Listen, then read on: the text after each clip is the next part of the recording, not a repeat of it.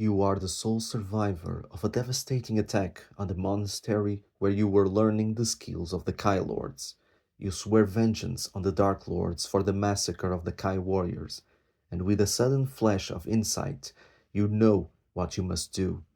You must set off on a perilous journey to the capital city to warn the king of the terrible threat that faces his people. For you are now the last of the Kai.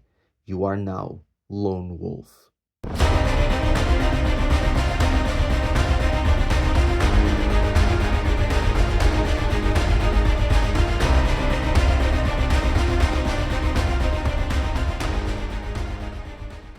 Ora, boas tardes, caro aventureiro, e seja bem-vindo a mais um episódio da Game Book Guild, a guilda sobre literatura interativa e livro-jogo, onde a escolha vai ser sempre tua.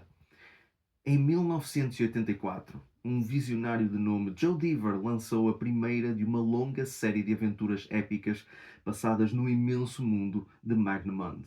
Agora, 40 anos depois, esta série de livros regressa para trazer de volta os entusiastas de outrora e incentivar uma nova geração de leitores. Estou a falar claramente do épico Lone Wolf. Joseph Robert Dever nasceu a 12 de fevereiro de 1956 e foi um autor de fantasia e também um game designer. Ele foi um ávido jogador de Dungeons and Dragons e com isso ele criou inicialmente o mundo de Magnamund como uma setting para as suas campanhas, isto ainda em 1977. E na altura mal ele sabia que, 7 anos depois, ele estaria a imortalizar esse mesmo mundo ao lançar o primeiro de uma longa coleção que ainda hoje se mantém, iniciando assim uma jornada que iria inspirar muitos entusiastas de fantasia até aos dias de hoje. E então, o primeiro livro da série Lone Wolf, Flight from the Dark, seria lançado em 1984. Lone Wolf era originalmente um sistema de RPG durante os tempos em que Dever trabalhava na Games Workshop com nada mais, nada menos do que Steve Jackson e Ian Livingstone. No entanto, uma proposta mais atrativa fez-o alterar esta ideia para uma série de aventuras solo. Por essa altura já The Warlock of Firetop Mountain havia sido lançado, por isso Dever pensou que este formato seria uma fórmula de sucesso. E ele estava realmente certo. Os dois primeiros livros, Flight from the Dark e Fire on the Water, foram lançados simultaneamente e venderam 100.000 cópias só na primeira semana. E este foi o pontapé de saída para uma vasta coleção que iria desenvolver o mundo, as suas personagens, a sua mitologia, geografia, política e muito, muito mais. Lone Wolf viria a ser publicado em mais de 30 países e traduzido em mais de 18 línguas, vendendo mais de 12 milhões de cópias. A série principal seria composta por 32 livros, relatando as aventuras do titular Lobo Solitário, mas infelizmente com o declínio dos livros-jogo em finais dos anos 90, Dever apenas conseguiu publicar até ao 28º, em 1998. No entanto, diversas subséries de Lone Wolf foram publicadas, expandindo o lore e a complexidade de Magnamund, como The World of Lone Wolf, Legends of Lone Wolf e até mesmo a graphic novel The Skull of Agaraj.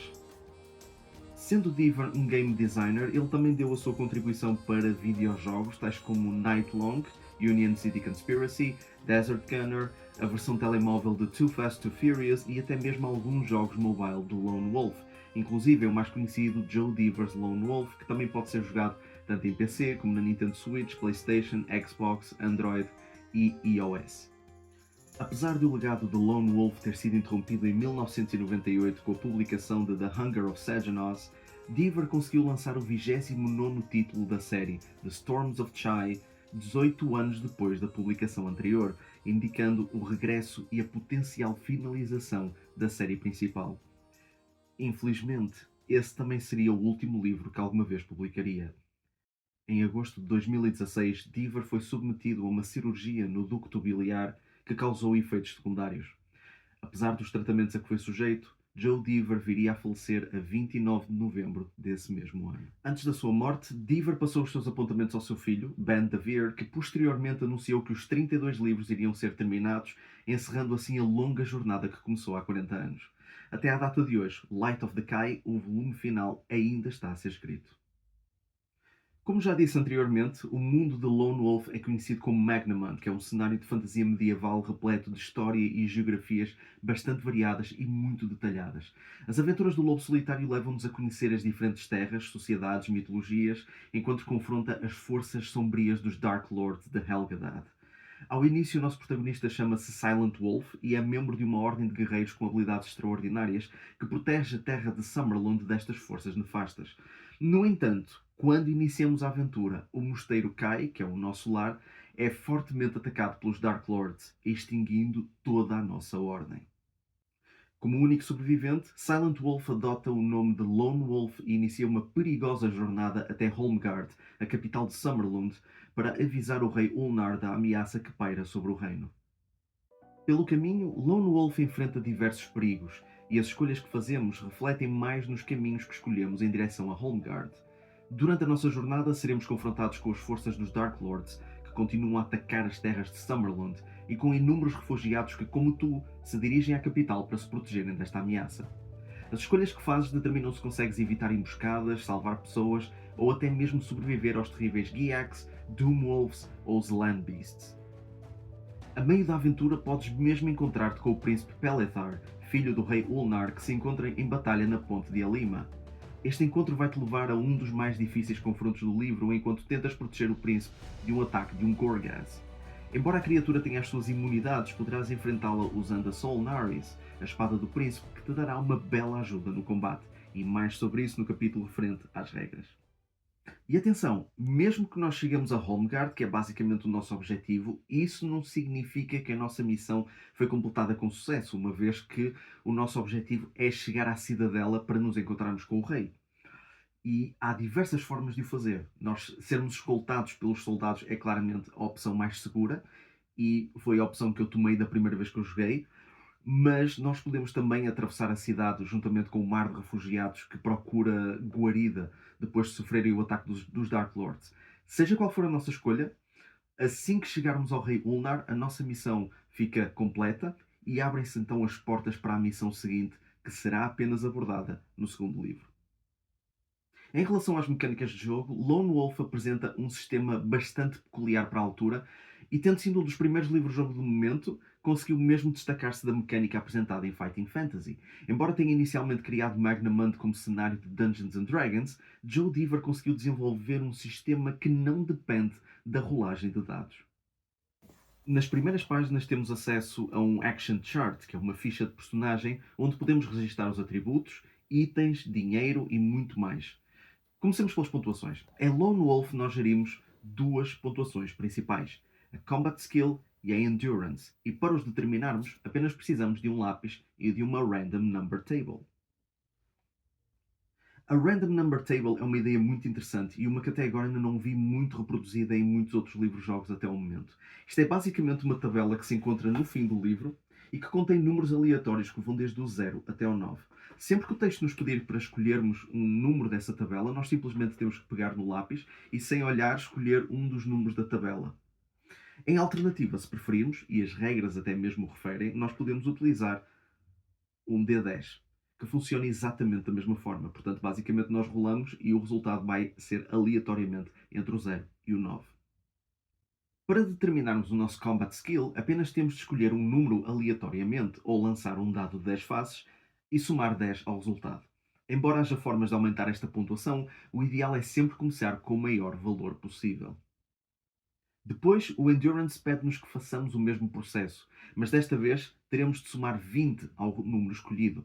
Ao contrário da Combat Skill, a Endurance nunca poderá ser superior a este valor inicial, a menos, obviamente, que o texto indique o contrário. Uma vez que esta pontuação representa a vida da nossa personagem, se alguma vez chegar a 0, o jogo termina. Depois temos as Kai Disciplines, que são habilidades especiais que a nossa personagem domina na altura em que a aventura começa. Como neste livro nós ainda somos um iniciado, temos apenas acesso a 5 das 10 habilidades disponíveis, mas podemos escolhê-las antes de começar a nossa jornada. Algumas habilidades serão mais úteis nesta aventura do que outras, mas existe um enorme equilíbrio e variedade na forma como elas são apresentadas. Algumas podem ser mais práticas por atuarem fora do próprio enredo e agirem passivamente, sem ser preciso que o texto nos pergunte se as temos. Por exemplo, a habilidade Hunting permite-nos não precisar de gastar uma refeição quando o texto nos pede para comer, o que é bastante útil, porque se não o fizermos, perdemos Endurance. A habilidade Healing permite-nos recuperar um ponto de Endurance em cada nova referência. Mind Blast oferece-nos mais 2 pontos de Combat Skill durante um combate, a menos, claro, que o inimigo seja imune. E o Weapon Skill dá-nos mais 2 de Combat Skill se estivermos a usar a arma a que somos proficientes. Por fim, temos também Camouflage, Sixth Sense, Tracking, Mind Shield, Animal Kinship e Mind Over Matter. Embora só possamos escolher 5 destas habilidades, algo muito interessante que podemos fazer e que representa o sentido de evolução da nossa personagem é transportar todo o nosso progresso para o livro seguinte e ainda escolher uma nova habilidade. Portanto, não só acompanhamos a evolução da história, mas também da nossa personagem. O combate também é bastante interessante e, ao contrário de muitos outros livros-jogo, que em grande parte deixam essa mecânica ao acaso e à sorte dos dados, Lone Wolf apresenta-nos um sistema cuja atribuição de dano depende muito da diferença entre o nosso combat skill e o do nosso adversário.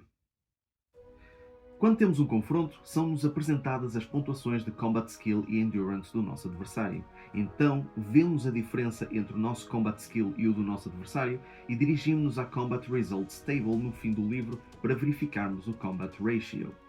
Caso o nosso Combat Skill seja superior, o Combat Ratio será positivo, o que significa que podemos infligir mais dano.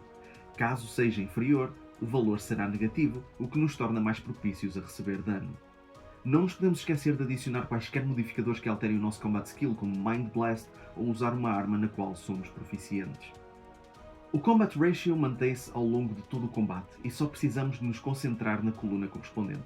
Depois vamos à Random Number Table e escolhemos aleatoriamente um número, ou lançamos um dado de 10 faces, e mediante o resultado consultamos a tabela para determinar a quantidade de dano que cada combatente recebe.